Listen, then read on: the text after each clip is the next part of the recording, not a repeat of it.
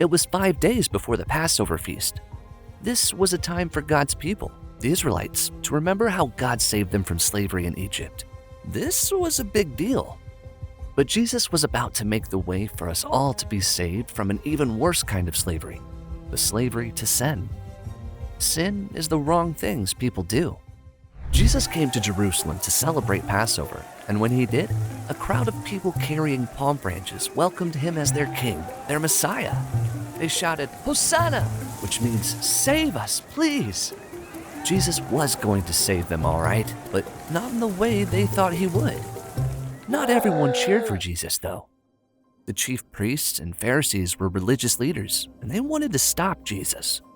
Jesus told the crowds, "Now it is time for the world to be judged. Now the prince of this world will be thrown out." Jesus was saying that he was going to defeat the devil and make the world new again. He would die on the cross and make the way for everyone to be a part of God's new world. But the crowds didn't understand. How could the Messiah die? As the time for the Passover feast grew nearer, Jesus shared an evening meal with his disciples, whom he loved very much. He knew he would be leaving them soon, so he began to wash their dusty feet. This was usually the job of a servant. Jesus was their teacher, not their servant, so Peter spoke up. "You will never wash my feet."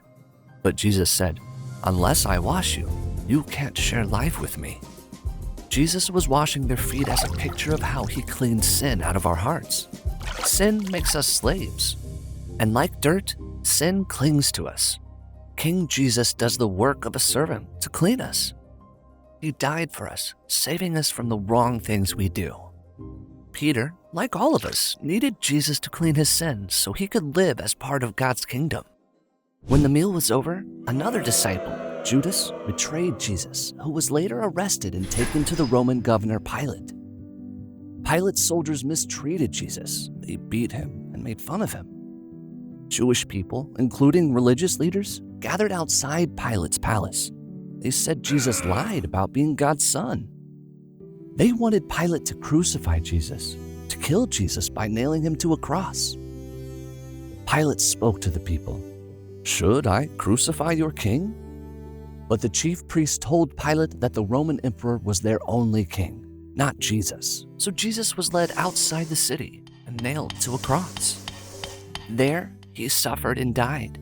It was terrible, but the people who wanted Jesus to die were about to see how wrong they were. A few days later, Jesus would show that death could not defeat him. He had made a way from slavery to freedom, from death to life. Because Jesus loves us and gave his life for us,